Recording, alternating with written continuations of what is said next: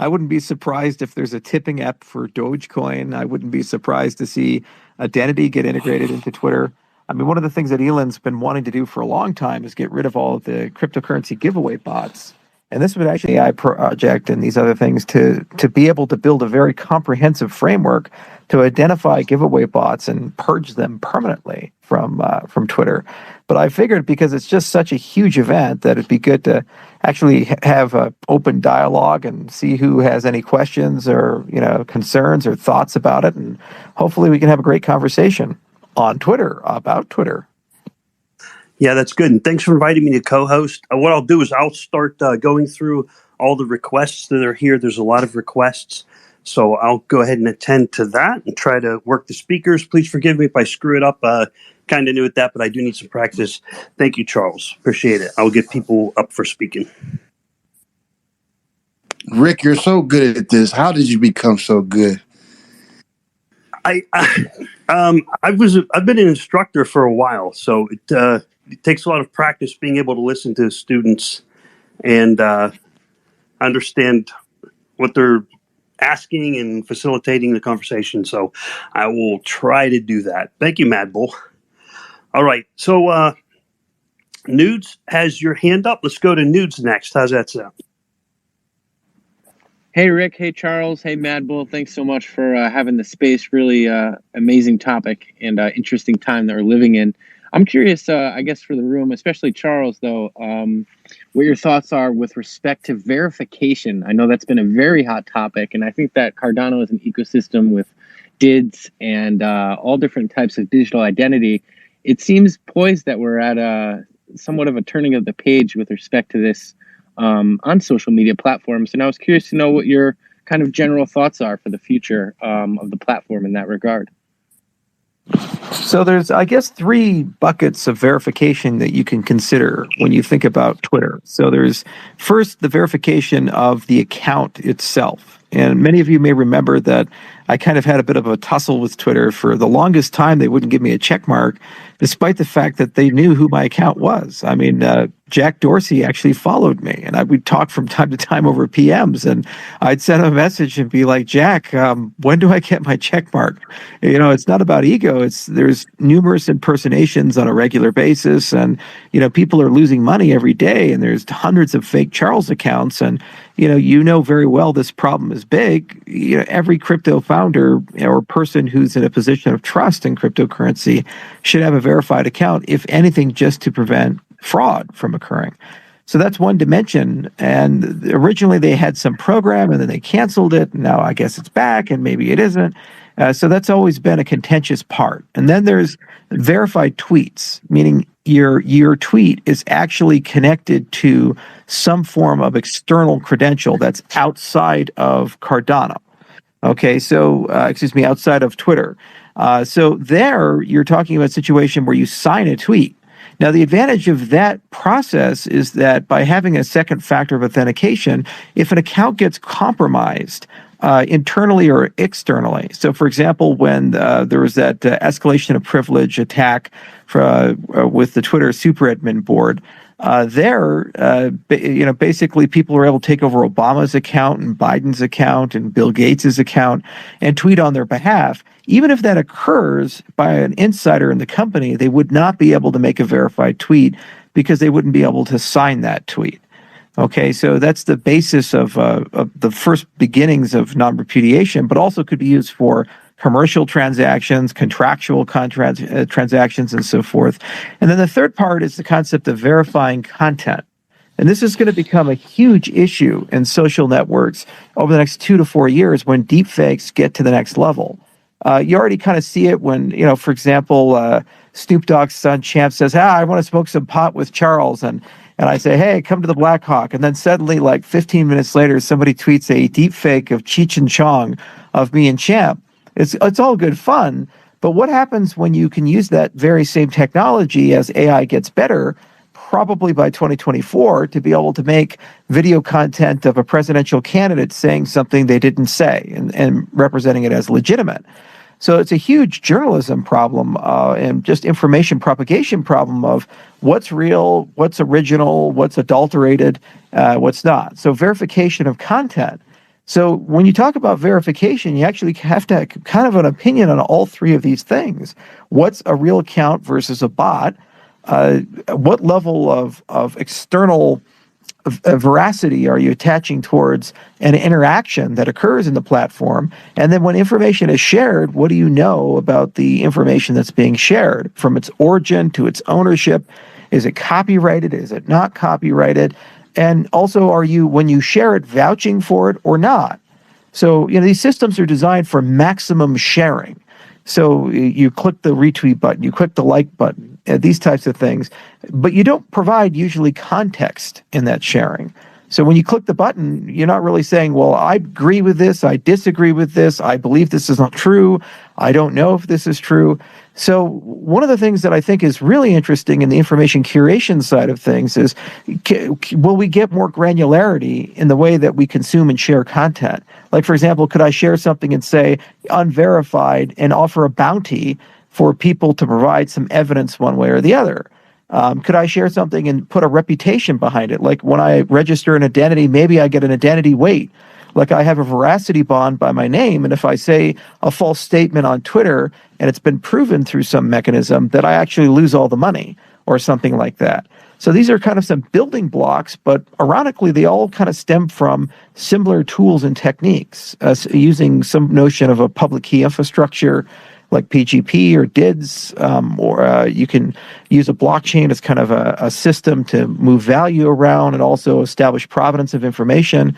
So it's a really exciting time because finally there's someone who's in charge of Twitter who not only understands crypto, but seems to be willing to actually have the crypto conversation and invite our industry in to potentially have some influence over this platform.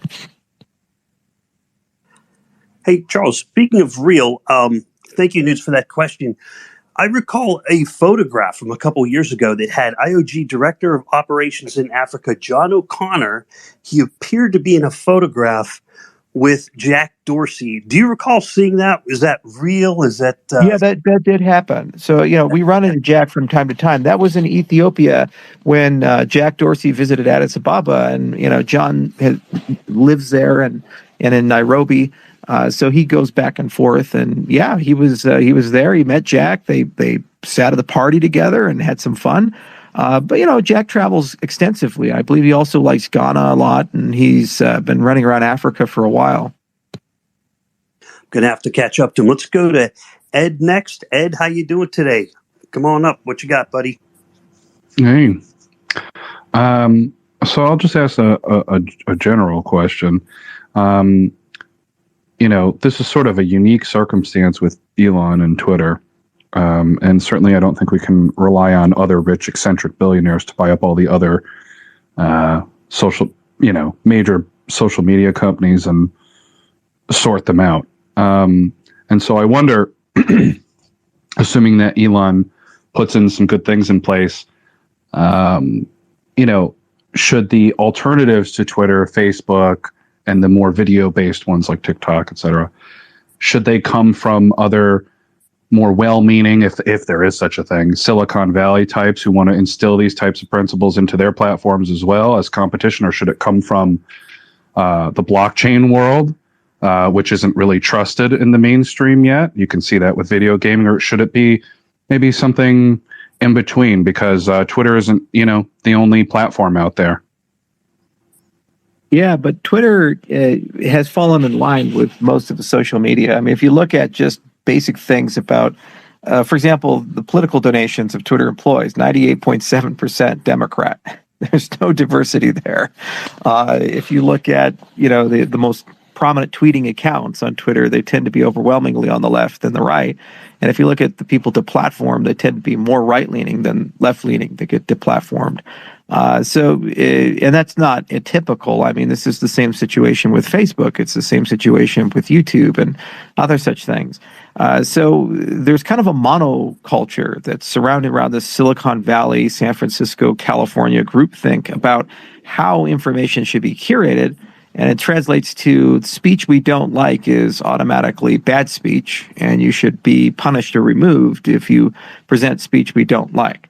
and including things that are factually accurate. Like, for example, there's now evidence that the Hunter Biden laptop story is accurate. Happened. It's a real laptop.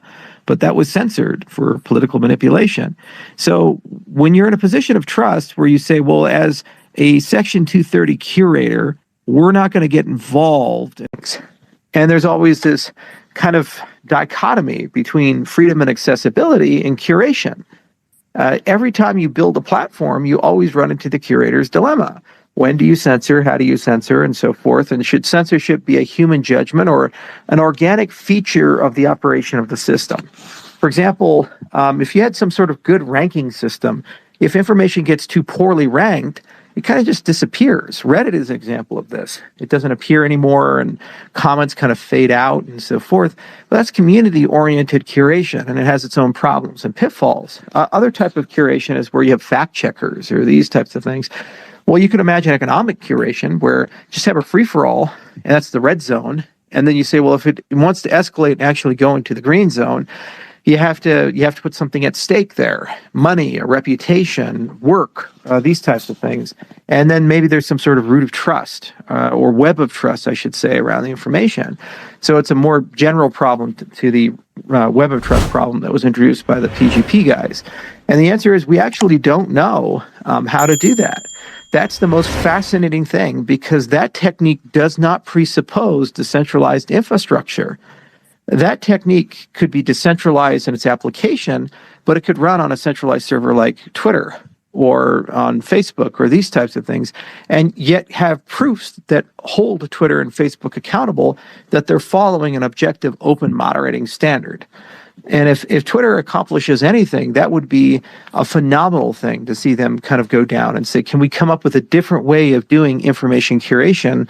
And then you kind of have your cake and you eat it too. You don't get censorship anymore, but then you also don't get propaganda and fake news and these types of things anymore. The system, it kind of self-regulates without a highly biased human involved who, you know, basically is just instructed to follow one agenda one way or the other. That's a beautiful answer. Thank you. And I just want to ask a follow-up question, building on the idea of a decentralized social network. No, hang on. There's too many hands up. Let's get to the rest of the guys. Okay. Kay was next. Thank you, Crypto King. Kay? Hey, I just wanted to touch on this real quick. Someone like myself who has been on social media for probably about 4 years now, I've been deplatformed, we'll say Facebook. I probably had like not that many followers, maybe like 30,000. My Instagram, my first one I lost around 70,000. I got mine taken down around 189,000. I'm on probably like my third TikTok. This is probably like my second or third Twitter. And so it comes down to a point of like, I understand they try to have certain algorithms and stuff to keep certain things in place. But I think it goes beyond that. Like you were saying, it's a way to put out the information that they want to put out. And it's a way to suppress the information that they don't want to be heard. And at what point do we have enough where we can actually do something? Now, if Elon is taking over Twitter, are we going to really have the freedom of speech? And I understand that things come along with that. You know, I understand that there is a dark side of the online and things that people post. I totally get that. But at what point are these corporations allowed to deplatform us when this actually is impacting me on a financial level? And I think that, you know, I don't know what we can do if there is a solution for this, but I know it's been very frustrating for myself. And I think now I have like 279,000 followers on Instagram. But that being said, every single thing I'm post, I'm worried about, will I get deplatformed again? Is this okay? And Twitter is probably the safest out of all the platforms that I've been on. But yeah, like, do you think that there is some light at the end of the tunnel, or do you think this is just going to be a constant thing? Because obviously the system is broken.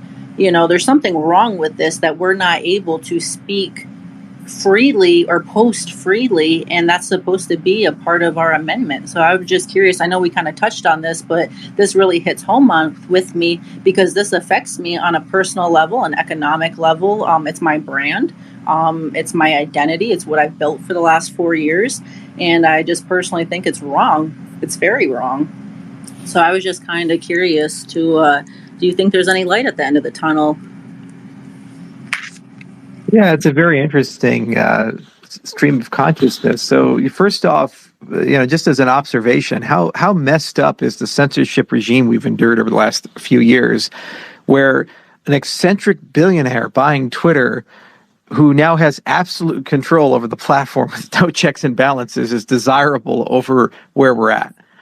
I would just take a moment to kind of reflect. All these people are screaming hallelujah, like Governor of Florida, DeSantis was, oh my God, this is great. And all these other people. Literally an eccentric billionaire just went and bought this platform, and we have no idea what his intentions are, but we say, well, anything is better than what we've got.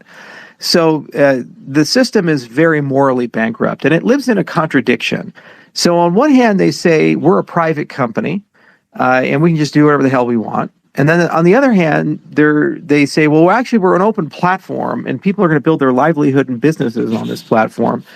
But yet, for some reason, we have no consumer protections or fiduciary responsibilities for your business. And that's what we would call a violation of a promissory estoppel in a certain respect.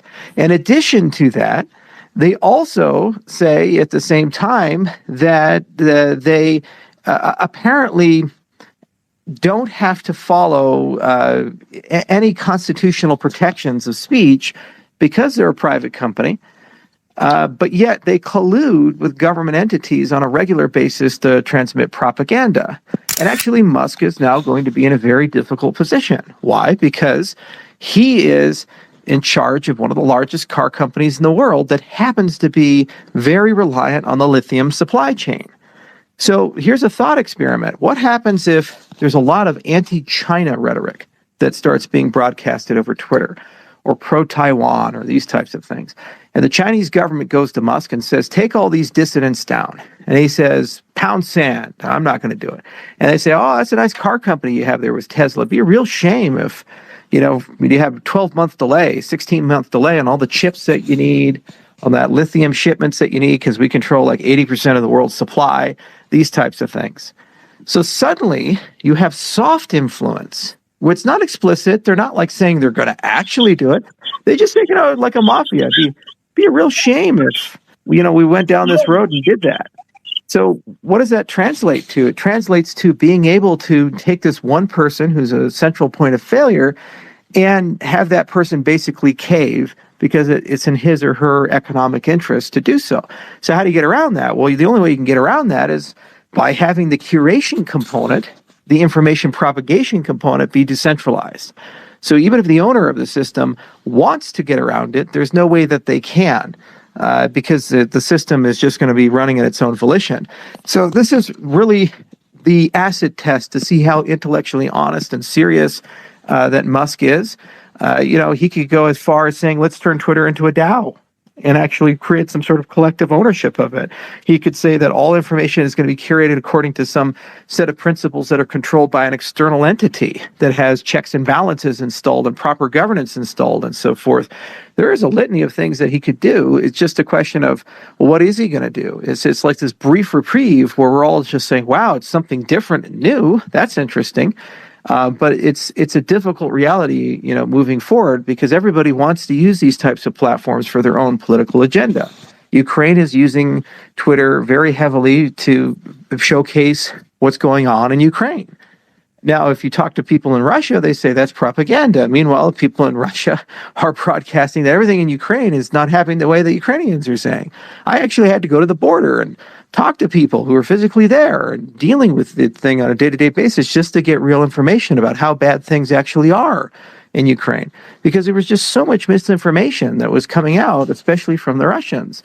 And so, it's hard to know, what the agendas are, who's doing what where. It's a fair point that, we seem to focus on certain things in the media, yet we totally ignore other things. There's like big blind spots. The crisis, for example, in Yemen, it's been going on for quite some time. Libya, it's been going on for quite some time. And literally hundreds of thousands of children have died. Some have starved to death. And it's just there. And it never seems to get any attention or mention. And it, in some cases, gets censored on social media. Things like COVID, the origins of COVID, the efficacy of things, mysterious heart attacks. Although you can't mention certain things because you live in fear. If I say certain keywords or trigger words, my channel's gone. Matter. Your contribution to the conversation doesn't matter because the facts are determined and the science is settled. So, okay, all right. So is this really a place for a dialogue, or is this a propaganda distribution engine in a certain respect? And it goes to a broader problem of the founding fathers of the United States. They never anticipated media to be like this. I mean, their concept of media is somebody owns a newspaper. Somebody's writing letters. Somebody has influence and control over a region of power, but there was always diversity of thought, and the primary censor was the government. So the government would go and tell the newspapers what to do and these people what to do and what they were allowed. So they said, we have to write something in the Constitution to constrain the government's ability to influence media. But then suddenly, now we live in a world where government doesn't really matter. It's immaterial. It's a consumer and producer on these platforms as much as it is a regulator. In many cases, it's recused any responsibility of regulation. And instead, a small group of social oligarchs basically control the entire flow of information across the United States and the world, for the most part, especially the English-speaking world. And to make matters worse, they collude. Look at Parler. They say, if you don't like Twitter, build your own. So they did. And then Parler gets systematically deplatformed by everybody. Amazon Web Services hits them. They get taken off the Google Play Store and the Apple Store. And basically any mention of them gets censored. So how is it a fair and free market if a cartel forms and the cartel prevents anybody from competing with them? We've been through this once before. It's called Standard Oil. Founded in 1870, by 1890, they pretty much owned the whole show in the United States. And we passed the Sherman Antitrust Act specifically to deal with this particular problem. And I think it was 1918. And so you take a step back and you ask yourself, my God, what's going on here? For over 100 years, we realized the danger of oligarchies and backroom trusts. And effectively, what we've done is taken the engines of creativity, thought, and communication, and we've consolidated them to a small group of unelected people that's basically invitation only. And the only way to even pierce this veil is to have $300 billion and be in charge of the world's largest car company and be able to go to Morgan Stanley and make a deal to get $25 billion. And then even then, by doing so, you get a gargantuan red target on your back. The Securities Exchange Commission, I guess, is now looking into Tesla and Elon Musk. And I guess there's a DOJ investigation. And I guess he's going to be hammered by the White House now for a variety of different things. And obviously, he's going to get a tsunami wave of criticism. So just a private transaction of him buying something, half of America is going to try to be weaponized against this guy for the act of doing that. And that's just the domestic. Remember, he just took the shares away from a Saudi prince. And I don't think 6-7% was owned by a member of the Saudi royal family and a litany of others. So it's a really weird situation. Yeah, I just wanted to finish up real quick. I know there's a lot of people on here. I'll keep this really quick. But Florida did last year. They had passed I don't know if they had passed it, but the governor signed a bill that they would penalize social media companies, and that when they would ban political candidates, whether it was social media companies trying to keep kind of control on their platform. And actually a judge blocked that from going into effect. And I haven't heard anything else about it. And that was back last year, maybe around June time. So Florida was trying to implement this. A judge blocked it, said, nope, even though you put that bill in order, I'm blocking it. So it just goes to show there are people trying to make a difference with this stuff, but there's obviously other people that are controlling the narrative and they don't want to lose that control. And it's scary and it's sad. And, I hope one time that we can make a difference and that it won't continue to be like this. But unfortunately, I don't know if we'll see that day in my lifetime. We will. Work continues. Yeah. Thank you, Kay. Okay, so we have Chikagda and Mix, Jenny, Michael, and Every Epic. Chikagda, you're up, please. Hello, everyone. I'll try to be brief. I wish I had enough time to speak with you, Charles, but I'll pick a topic.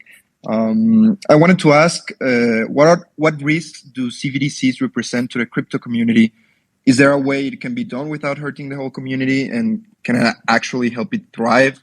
Because as I can see it, CBDCs are becoming more of a reality, and I think that's the most attractive way for a government to adopt a stablecoin and use it for its country. Well, so yeah, I wanted to ask your opinion on CBDCs as a whole. Okay, so CBDCs are an interesting topic unto themselves, and we've done a lot of research and work. We've tendered a few things, and I look at them from two different lenses. So one lens is saying CBDCs as a replacement of conventional central banking infrastructure, meaning you go from a database and a spreadsheet and a printing press to some form of digital spreadsheet and printing press, and it's basically a one-to-one translation. There I have very limited interest, because you don't need a blockchain, and more importantly, even if you had one, that's a tool for tyranny. I mean, it's like a tyrant's toolkit, because basically you can just push a button and shut your money off. You can wake up and say, everybody in this region who didn't vote for me or support me politically, I'm just going to turn on the demurrage feature and watch their money decay at 5% per month. I'm just going to seize assets from this particular group of people. Hey, I don't like this tribe or this ethnicity or this religious group. I'm just going to take all their economic identity away from them at a click of a button. And this is exactly what's happened with totalitarian regimes. You look at the genocide in Rwanda. You look at the Nazi regime and the economic disenfranchising of the Jews. You look at what happened in the Soviet Union. There's no real reprieve, because every decade has some example of where a tyrant has attempted to punish economically the people that don't agree with the tyrant. So a CBDC is basically just, make it easy. I can't believe it's not tyranny. So that's one dimension of it. Now, the other dimension of it is, well, what if you're using a CBDC style play to restore the sovereign legitimacy of the currency? This is what's happening right now, real time in El Salvador, and it's being attempted to happen in the Central African Republic. In both cases, they've adopted Bitcoin as the sovereign currency. Now, you're not done yet. What you need to do is you need to take the Bitcoin and you need to use it as an asset to back a stablecoin that's pegged to some either basket or a currency like the dollar. And then what you've done with that is you've created an instrument that basically has all three properties of money. And it's a bi-monetary system. So one part of your monetary system is a store of value, that's the Bitcoin side. And then the other side is a means of exchange and unit of account, which is where the transactions occur in the economy. Well, this monetary system has the effect of gold-backed money, because one is connected to the other and one is a scarce resource. The advantage there is that you no longer have to trust the government at all in order to be able to engage in commerce, and you have cash-like features that run on alternative settlement rails for your society. And that's probably an experiment that's going to be conducted over the next 5-10 years, and we're going to see basically where that goes and what that does in an age of hyperinflation and $30 trillion of national debt and these types of things. It's going to become increasingly more attractive. People are scared shitless about the quality and durability of fiat currencies because they've just been run ragged for way, way too long, and there's many problems with that. I'm much more interested in this because everything's composable. You can put contingent settlement in. You can put smart contracts into that system. You can put identity on the wire like DIDs and metadata, all of these types of things. And you're able then to have very robust and resilient national settlement systems which live outside of the auspices of the BIS and the world financial system. And they can actually economically enfranchise the millions who aren't. And frankly, I'll see if I can go to the Central African Republic. A little dangerous. I'll have to bring a larger than usual detail there, but it'd be a lot of fun to go and meet with the leadership and try to get a sense of what's going on and if there's actually a way to make a meaningful adoption and change and help them along getting to a real standard like that, because you don't have to trust the leaders once you've embraced all of that and it becomes legal tender. The people basically are in charge of their money system, and that's the first way of getting away from tyranny. But if you put the government in charge of the money system, that's a surefire way of having permanent tyranny. I say there's three things you do if you really want to guarantee that your country devolves into tyranny. One is lose control of your money system. We were warned about this all the way in the Jefferson days, in the very, very beginning, the Hamilton-Jefferson arguments over the Bank of America. Two, have the government have control over the communication systems. And if you don't have a military that disbands after war and you just keep your military around for long periods of time, then you end up, best case scenario, having tons of little small proxy wars and conflicts decade after decade to feed the military industrial complex. But the more likely scenario is what's been happening in Turkey historically with Kemalism, where you just, every now and then the military stages a coup and takes over the government. Because, they have all the guns and they have all the power. And so it's very easy for military dictatorships to form. And we've seen it all across the board, from Pinochet to many others throughout history. So make sure you always remember that. Keep that in the back of your mind. Those are like three areas of tyranny. And if you lose control of one or more of them, you're on the road to it. And if you lose control of all three of them, you're done. And it doesn't mean lose control to a single government entity. You oftentimes have fascism or corporatism, where a coalition of plutocrats, oligarchs, and aristocrats come together to consolidate power. That's kind of like what the triumvirate was in Roman history, when you had Crassus and Caesar and Pompey coming together. Each one of them represented a complex. So there was a political industrial complex, and that was Pompey, and there was an economic complex that was Crassus, and then there was a military complex that was Caesar. Together as a unit, they basically were an emperor, and you couldn't displace them. They had absolute power, and anybody who messed with them would be very quickly killed. And so, if you look at where we're at today in America, you have a media and information industrial complex, and that's mostly privatized, but it's controlled by a small oligarchy of interests.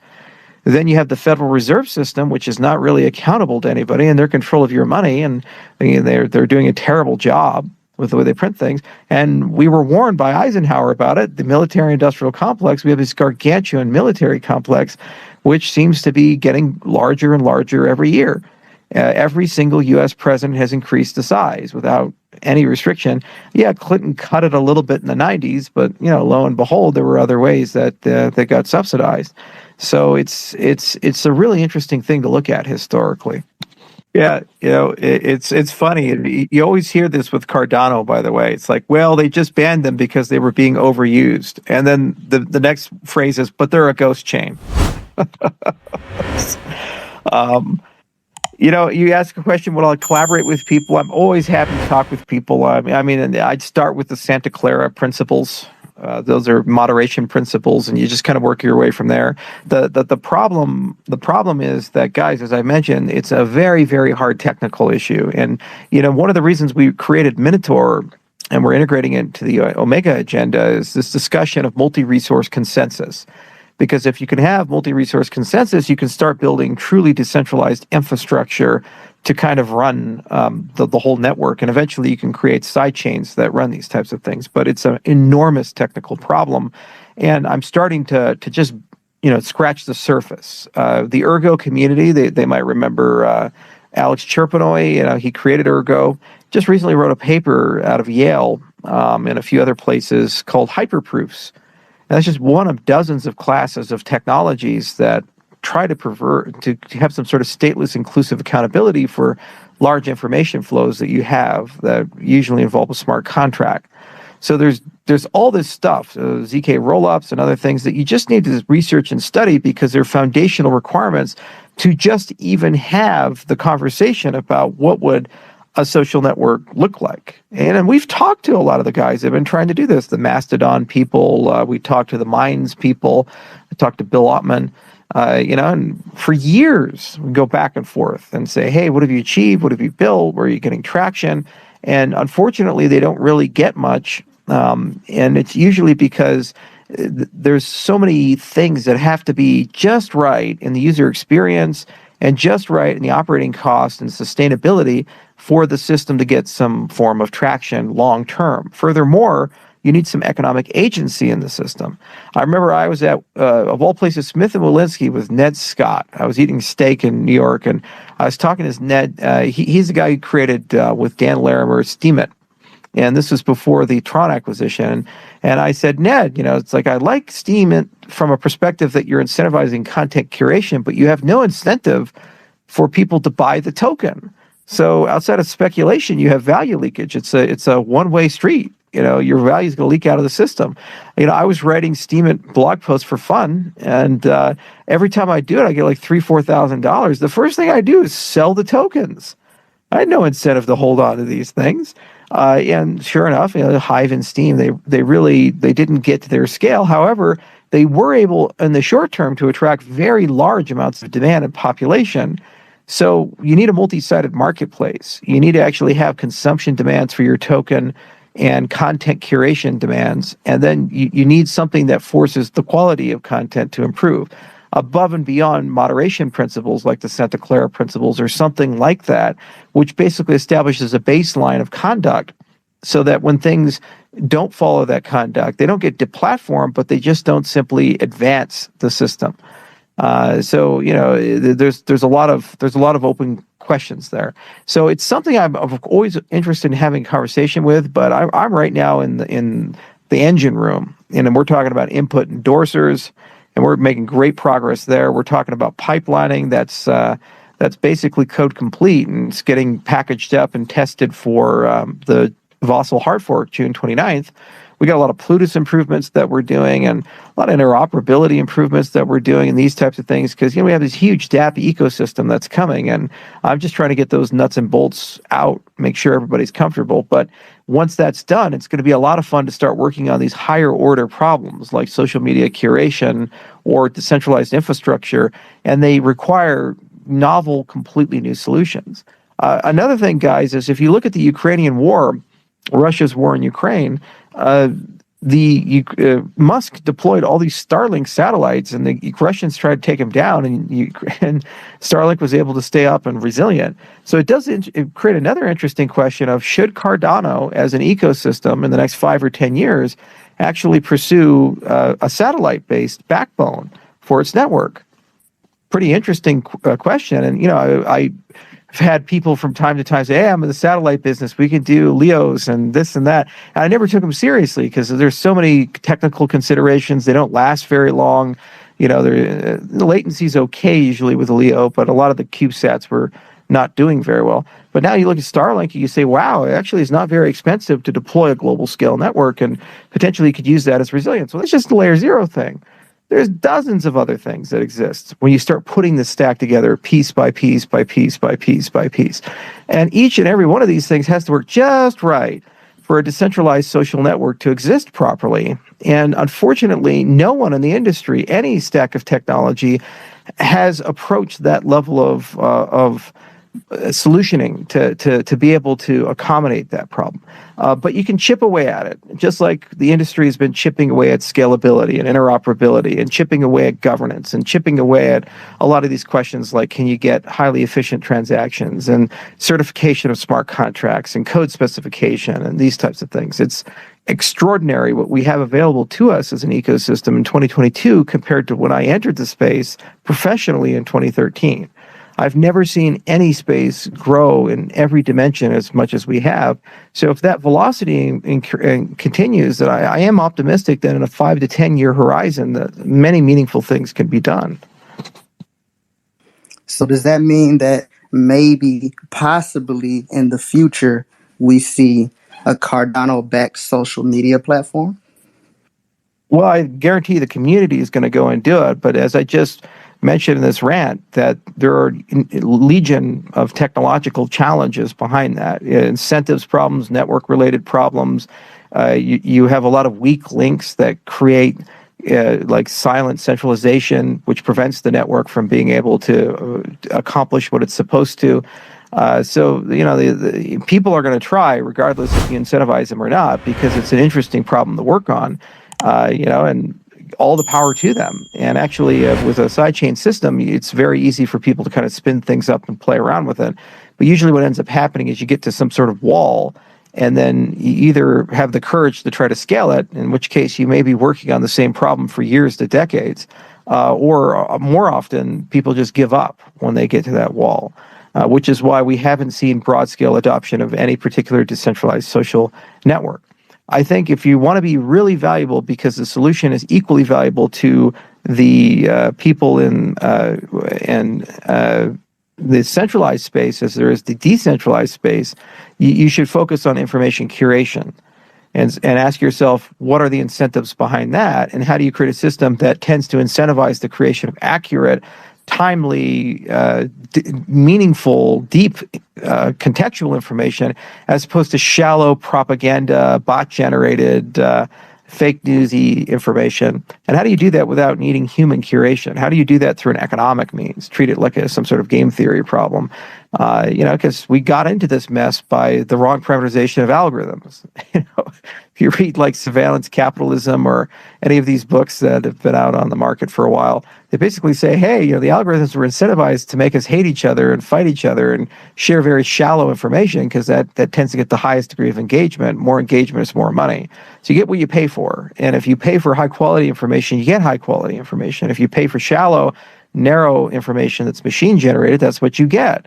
You see, so solve that problem, and like 80% or more of the problems I'd say that people have with social media are gone. And then resolving the censorship problem could be as simple as just creating federations of networks or creating evidence of censorship that's undeniable, and it creates political problems for the people who engage in it. So their willingness to do so is greatly diminished, and you probably could tackle the problem a bit more in that direction. Building all the infrastructure from the ground up, that's a super hard problem, and no one has solved that problem. There's really interesting, cool things that are floating around. In fact, creator of another cryptocurrency is here, Amin is here, and Avalanche is doing really interesting things. You see, so there's plenty of great protocols that are floating around. They're tackling their part of the pie, and they have a different view on how things ought to be done.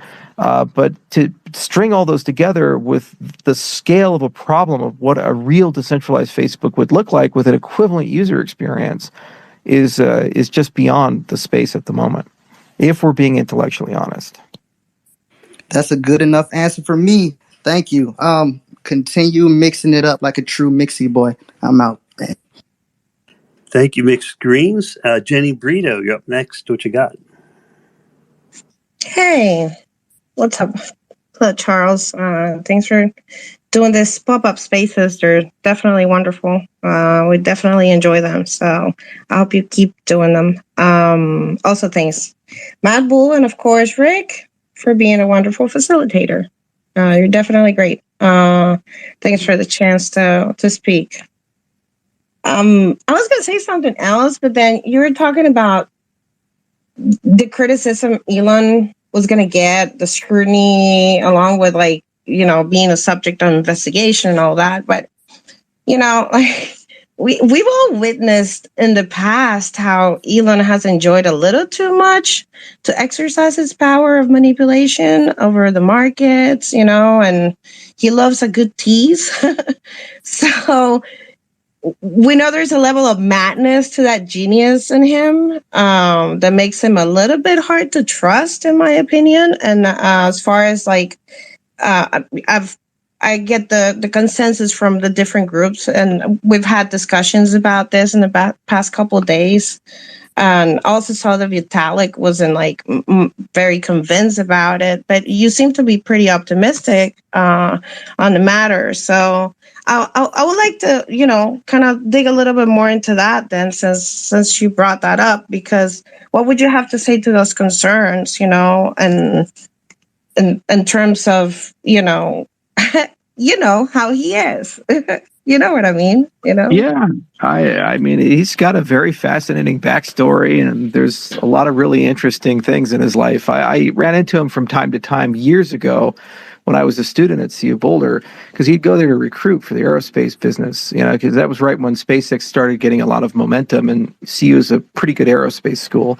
And, he was getting these students that normally would go to Boeing and Northrop and, other places and make big salaries. And he'd say, hey, come work for me. And he'd pay them nothing. But he's like, hey, we're going to go to Mars. And yeah, all right, it's the next moon mission. So he has this supernatural awkward charisma It's really weird. Like Steve Jobs is like smooth butter. You listen to the guy, you're like, wow.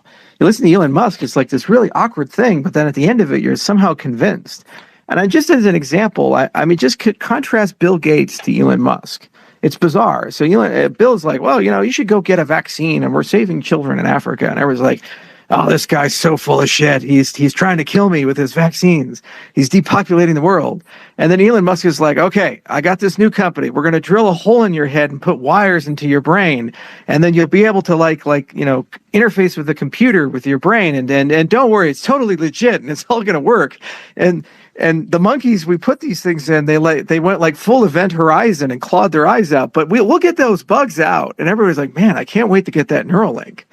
So I've never seen a person like this before in my entire life, where he just has this transcendent charisma. But to your point, if you actually look at the history of Musk, the deals he's made, the relationships he's had, how he's treated people, it's not all good. But people probably say horrible things about me on a regular basis and write fun books and so forth. So I do have some empathy that things do tend to get exaggerated with the larger of a personality. And also I do appreciate that Elon, by his own admission, suffers from autism. So he has challenges there, and he's found his own strange way of kind of relating and connecting with people. And I guess that's part of the charm. Now, the problem is that regardless of your gifts or your curses, your character or your lack thereof, the whole reason institutions exist, whether they be academic institutions or governance institutions or judicial institutions, oversight institutions, auditors, is for checks and balances. Because one person with too much power for too long will become intrinsically corrupted in their own way, and they'll start believing the things that they say, even when those things are preposterous and wrong. A great example would be Linus Pauling. He was a very famous chemist, and he won the Nobel Prize twice, I think once for peace and once for chemistry. And he was kind of competing with the rest of the guys, Watson Crick and these other guys, for trying to figure out the structure of DNA. And he created this model that was completely wrong, but nobody really wanted to challenge him on it because he's like got 2 Nobel Prizes. He's the big fucking guy. In mathematics, you have this Shinichi fellow who's extremely prominent in Japan, and he's at Kyoto University, and he claims he solved the ABC conjecture. And there's pretty good evidence he probably didn't. Peter Schultz has been slowly tearing it apart, but everybody in Japan, they say, oh, he solved it. It's his thing. Why? Because he's a big guy. So even institutions you expect to have checks and balances, they can succumb to reputation and ego and these types of things. And so when you go into the business world, this gets hyper amplified. Like years ago, when I was a teenager, I used to work at Walmart, and I had this one guy who'd always show up late, always, and always had some problem. But when he came in, his excuses were so good. You were just drinking your coffee and you're like, man, that's the best bullshit I've heard all day. Just rolls off the tongue. This guy. Yeah. Right. So you kind of gave Steve his leverage because it's eventually going to be true. Because he worked hard after he was there. He lifted a lot of boxes. We did night stalking together. It was a great time. And similarly, Apple always delivered in the back end. Okay. That's the good side of it. The dark side of it is Theranos. Very similar personality profile. But the difference was that, well, maybe somehow, some way, those magic black boxes that Elizabeth Holmes was creating would somehow work. In the meantime, they were delivering fake lab tests to people, and they were basically victimizing people and convincing them that they had things or didn't have things that they had, and that was just horrifically unethical.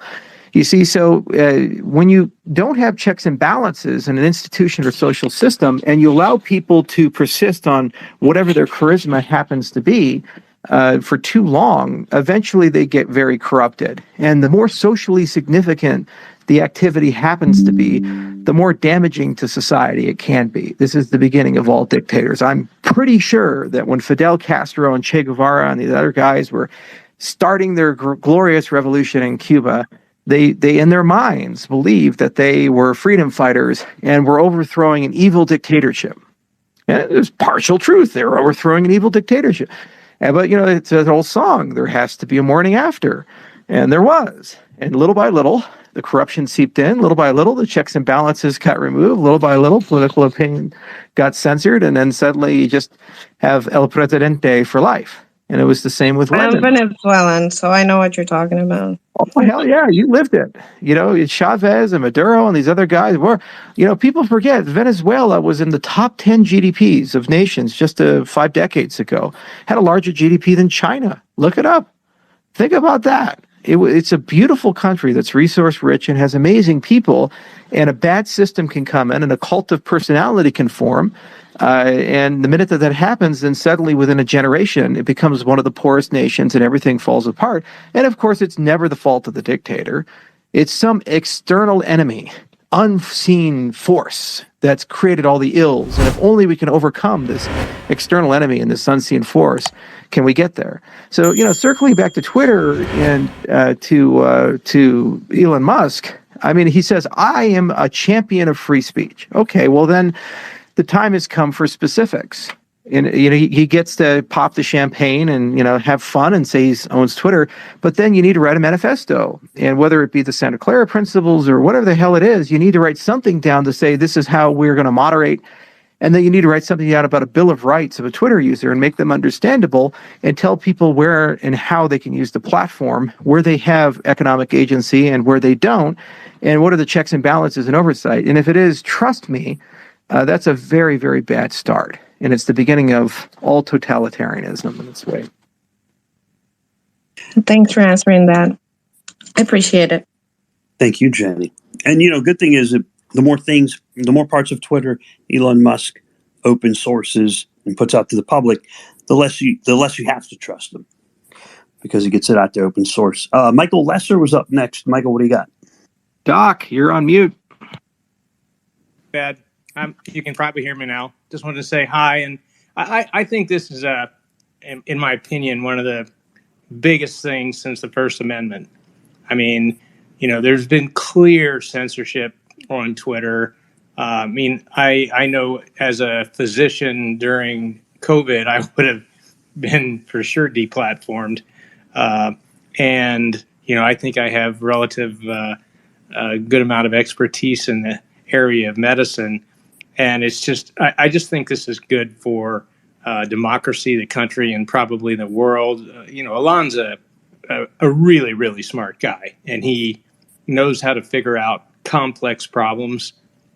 And he's obviously very familiar with software, and this is a software platform. So I just see this as a positive. And he's talked about doing a subscription service, and I could see how maybe even using that and you know, a sort of a penalty for, you know, bad curated information with curated information, and perhaps a reward refund of some of your subscription service if it turns out, you know, most of what you're posting is curated as being, you know, truthful. So I think there's lots of different ways that he can positively affect this platform for, you know, the good of everyone. And, you know, pretty much, you know, he seems to, the things he does, he seems to be, you know, looking to, you know, improve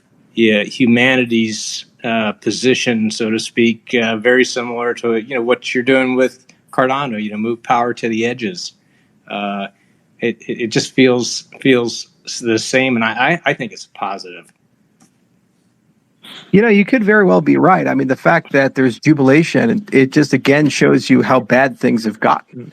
I mean, for the audience's sake, I mean, Dr. Lesser is not just a normal physician. He's, I think, one of the few quadruple board certified doctors floating around. And he's got an enormous amount of expertise in the kinds of things that break when COVID infects you. So I think you're eminently qualified to have an opinion on the topic. And the fact that, you know, a social media platform who has a fact checker who got a bachelor's in journalism is sitting there and making unilateral decisions based upon authorities that are politically motivated in many cases rather than motivated by science or oversight, it just shows you how bad things have gotten. So I think it's a breath of fresh air that we have something different and new. And, you know, getting rid of the czar is a good thing. He was a bad guy. He had a secret police. And there was a brief window of time where people were filled with hope, just like getting rid of Louis XVI was a great thing. And there was a brief period of time where, people had a lot of hope. So the question is, do you get an American Revolution where you get something better, or do you get a reign of terror? Or a Leninist regime where you get something much worse? And that really comes down to application of principles. So the question is, what's the next move? Nobody took Musk seriously. I think he's probably been planning this for a while, and I think he probably even talked to Jack Dorsey about it, which is one of the reasons why Dorsey left Twitter. If I had to put money on the table and the storybooks are written here, there was a lot of behind-the-scenes 3D chess that Musk was playing, and he purposefully did things in a way to encourage mockery and people not taking him seriously, which gave him the time to consolidate support among certain shareholders and then demonstrate that he had procured capital. I mean, just Morgan Stanley, I don't care who you are, I have a relationship with them. A little smaller than Musk, but it's still certainly quite a large one. And there, to procure $20 billion in financing, that's not something you do in 2 days.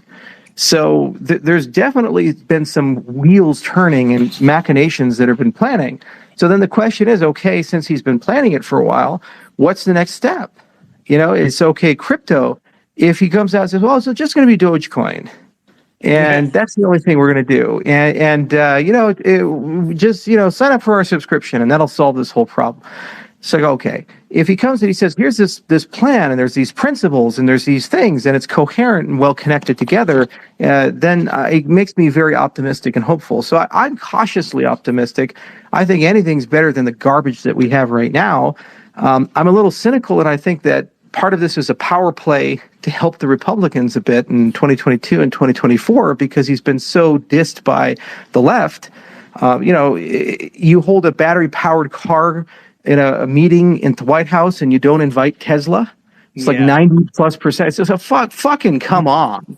I mean, this is just as obscene and asinine as possible. So if you experience this kind of deplatforming and you experience this kind of political pressure, then what you want to do is buy leverage. It's like why Jeff Bezos bought the Washington Post. It gave him leverage. It gave him the ability to kind of push back a little bit. And then suddenly the anti-Bezos conversation in the mainstream media started fading a little bit because he had influence in the journalistic circle. I mean, this takes the Washington Post and multiplies it by 20. The amount of... I agree 100%. I just think this is...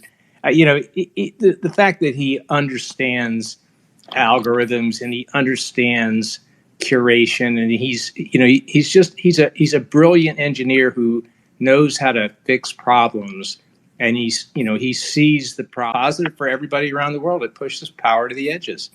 Yeah, the difference, though, is we never had a period of Cardano's history where there was probably political collusion with a ruling class, and Twitter did.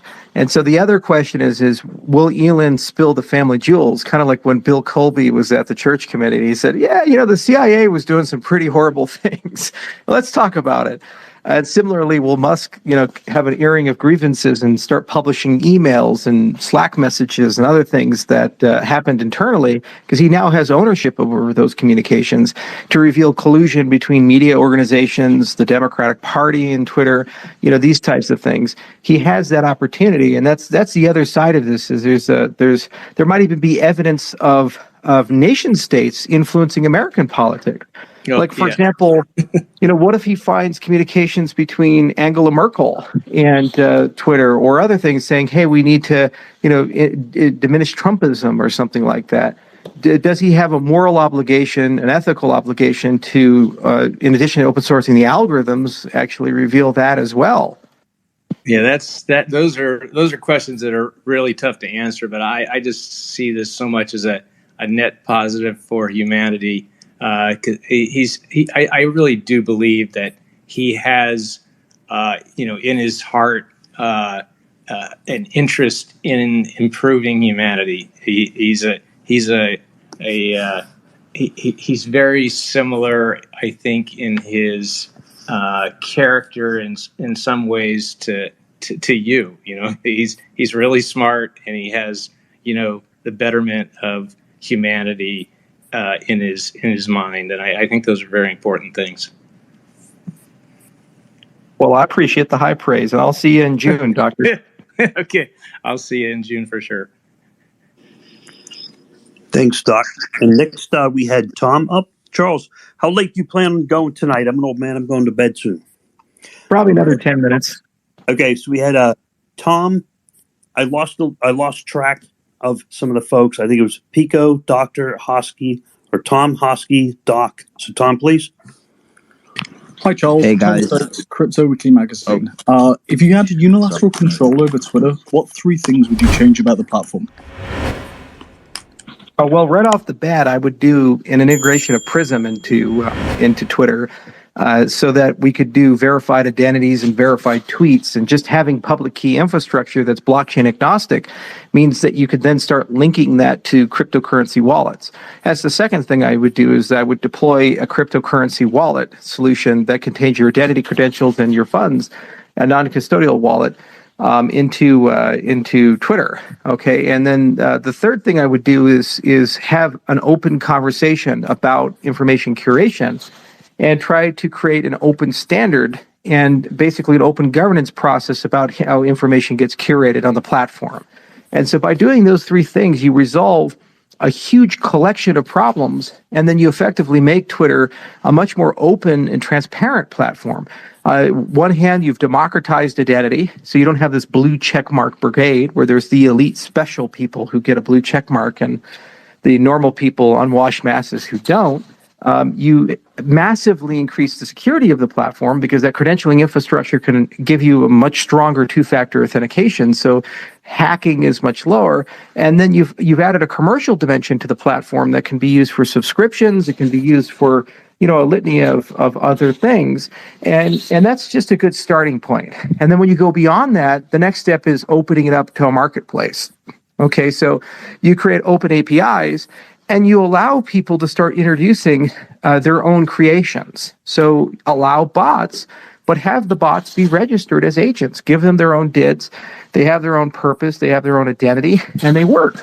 Allow better data collection. Allow all kinds of things to form. And then you'll end up building a great dApp ecosystem, an application ecosystem around Twitter that will eventually allow it to do much more than just be a primitive town crier feature. Especially when you talk about archiving, transitivity, analytics, these types of things. Like, for example, if you can do sentiment scoring on an account, you could click my account or Michael's account or Elon's account. You'd like to ask something like, for example, according to the Nolan chart, where does this person sit politically? And then it could do a sentiment scoring. It could look at all the language, do some processing, take a look at their opinions, and try to guess where this person leans. You could also ask, has this person said contradictory things or potentially contradictory things in the past? Not everybody does, but you could do that. You can actually scrape all these analytics together. You can start really getting deep into the nuts and bolts of how a person tends to use Twitter. And what's great about it is that you'll discover with yourself all kinds of problems. We tend to look at others, but you complain about the speck in my eye while you have a log in yours, an old biblical saying. Well, we say contradictory things. We are on different sides of issues. We evolve in these types of things. So just that ability to translate stream of consciousness and the daily grind to something more historical, you can't really do that well with Twitter, but if you made it more programmable, you could, and then you could have discussions about these types of things. So I think those are like the 3 foundational things, and then opening up APIs in a marketplace and allowing people to kind of imagine and manage these types of things and build up. Those could all be done very shortly, like 12 months to 24 months. And then when you move beyond 12 months to 24 months, then you say, okay, there should be substantial and meaningful investments in knowledge management and substantial and meaningful investments in artificial intelligence. And then apply those 2 things to the system. And then what you can do is start having emergent learning. So, for example, you could detect, like, is there an evidence of a crime or genocide or a political event, in certain jurisdiction? You'd actually know that just from the background information that's occurring and bubbling through that type of a system. You also can say, what are the top questions that people are starting to ask? So you kind of create this living emergent organism that allows you to learn something and meaningfully gain something. In terms of monetization, you have a basic and then a premium experience, and you have an enormous amount of curated data that's tremendously valuable. And then what you do is you just put a bat style token on top of Twitter, and then you create an advertising model through that. Brendan Ick and his people, they've done a phenomenal job getting that train started. It's very simple to just take that and take it to the next level, and you have data on billions. And so the advertising value in that respect is phenomenal. And now, because everybody has wallets, they have economic agency. They can participate and they can make money in that process, just like they do with Brave. And I think you'd probably be one of the most valuable companies in the world. That token would be worth hundreds of billions of dollars. Thank you very much. And for a cheeky follow-up question, you spoke about collusion in the early days of Twitter not existing on Cardano. Can you comment on the ongoing concerns with individuals monopolizing Project Catalyst funding? There's a lot of people who do say that cartels have formed, or, you scratch my back, I'll scratch your back. And in politics, this is very common. And in any endeavor where there's voting, this is very common. Whether you call it collusion or not, it's kind of hard, because collusion would indicate that it's against the best interest of the system, or collusion would indicate that it's somehow a criminal conspiracy, or it's against the user agreement. You need better checks and balances to kind of prevent these things from happening. And that means you need evolutions in the voting system. So going from just direct democracy to delegative democracy, it changes the dynamics of the system. And I think it's going to resolve some of the problems. But, it's a fair point that it doesn't resolve all of them. So perhaps having ballots where you're not sure who the ultimate voters are going to be to approve a particular thing, that it's much harder to engage in these transactional politics. But it's unreasonable to assume that you can resolve all problems of political systems instantaneously. The reality is that voting has been a human activity since the Greeks and before. They certainly had their own problems, and we're by no means as bad as it's ever been historically, and we can always get a little bit better. But it's a great social experiment, and every iteration we learn something and we gain something. On the other hand, it's been a tremendously successful experiment for funding great projects. I believe Nami Wallet came out of that. DC Spark has received funding from it. A lot of the very prominent endeavors and activities in Cardano were participants in at least one of the funds. And if you look at traditional VC, they only usually get it right about 10% of the time. So the fact that several hundred ventures in its infancy have been bootstrapped in a completely decentralized funding system is a pretty novel thing, and it's underappreciated inside the space. And it is at the mercy of, a vigilant minority who work really, really hard to try to keep it going. And they've invested countless hours into it. And what's going to happen with the voting center is it's going to bring a whole new dimension into the system, which, as I say, what's the price of admission? Well, you now have the power to do what the mainstream media does to us, to the Republican side. You can just simply, maybe steer speech in a particular direction. So you could already see how that percolates. And that's just a US-centric viewpoint. I mentioned earlier in the Twitter space, what happens when China says, hey, nice lithium you have there. It'd be a shame if your gigafactories can't get it for 12 months. Never mention Taiwan. Nice setup you guys got. All that car sales into China, a very important thing. It'd be really terrible if you start talking about COVID in a way that's inconvenient to us. Don't talk about Shanghai or the origins of COVID or these types of things, our response to it, the zero COVID policy. You see? These things can happen. And so if he resists, it economically damages him. And then if he gets too economically damaged, then all of his power base gets destroyed. That's a problem. You see, so that's why he's got to get out of the line of fire as quickly as he can. So decentralize as quickly as possible, command and control, turn it over to custodians that are non-economic in nature, and put in a model that's intrinsically power to the edges. The users have as much say in the platform as anybody else. And at this scale, if he did that, he's the next Washington. Because what he's done is he's created a free speech movement that basically cannot be scuttled, and it has an influence at the scale of billions of people. And no government will be able to collude or take it down. And whether Musk lives or dies, whether he gets character assassinated or not, that structure will persist long after he's out of the spotlight. Oh yeah, appreciate you. And like I said, the offer's there to get you out here to Pineland whenever you want to come as a civilian, like we did. Yeah, so Pineland, for those who don't know, is a fictional nation within the United States. It's in North Carolina, and I guess part of it's in South Carolina. And it's called the People's Republic of Pineland. It's a fake dystopian government that's set up, and so it's the last part of the Q course for Green Berets. Mm-hmm. And so when Green Berets want to get trained, they have to go and basically kind of help overthrow a fake country. And it's a really hardcore simulation. They have fake money. I mean, it's basically seer training. It's some tower right now. Yeah, there's some shit. And so some people are actually professional actors who, for each of the courses, they actually interact with the Green Berets and they have roles to play. And the particular person speaking is in that line of work.